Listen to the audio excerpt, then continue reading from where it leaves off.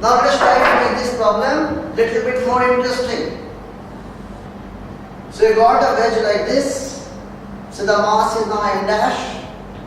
Small m is resting here.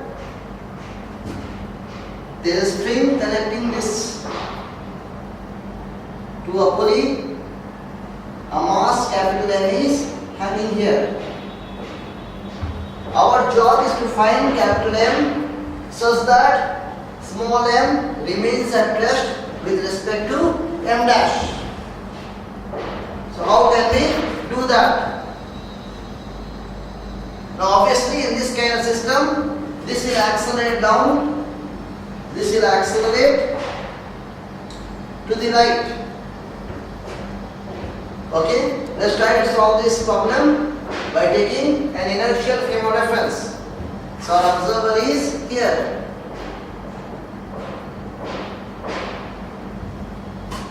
Now the driving force here is this mg, and the total mass is m plus m dash plus m. So acceleration will immediately become equal to mg by m plus m dash plus m. Acceleration is net driving force by total mass. So simple.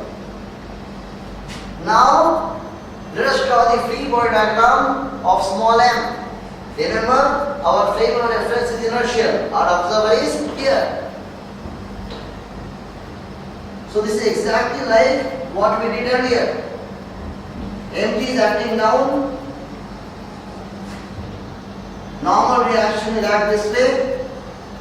This will have two components. This is n sine theta, because this angle will be theta. This angle is again given to us, that is theta. This will be n cos theta.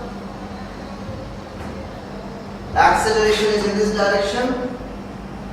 So n cos theta becomes equal to mg. N sin theta becomes equal to ma. Exactly like the equations we got earlier. Equation 1 and equation 2.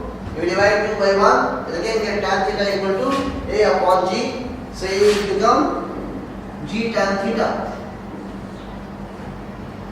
This acceleration and this acceleration must be equal. Therefore, mg by m plus m dash plus small m is equal to g tan theta. Right? So, g cancels out. We can write this as m plus m dash plus m by capital M equal to cot theta.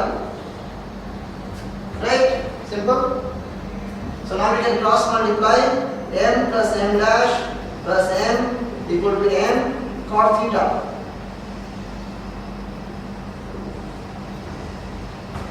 So we can solve for capital M.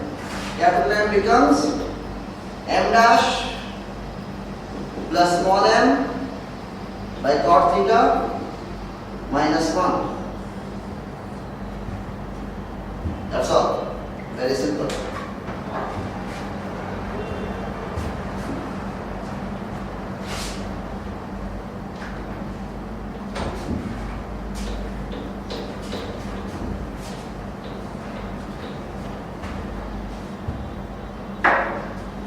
Now let us consider one problem where we have got a lift. This is going up with an acceleration of 0.2 meter per second square.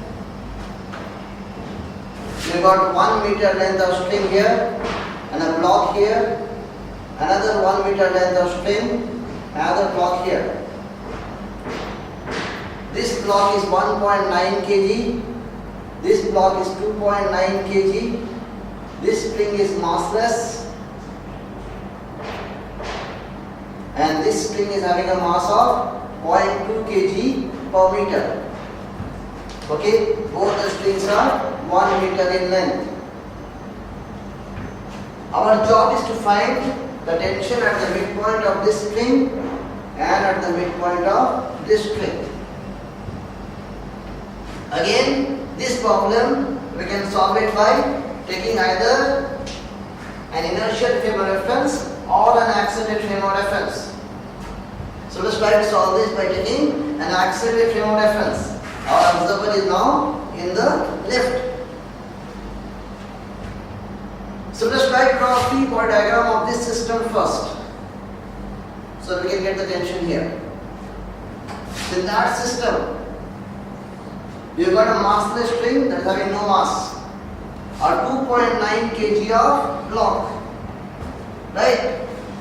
Now this is 0.2 kg per meter, so 0.2 kg of string and 1.9 kg of the next block. That makes a total of 5 kg of mass.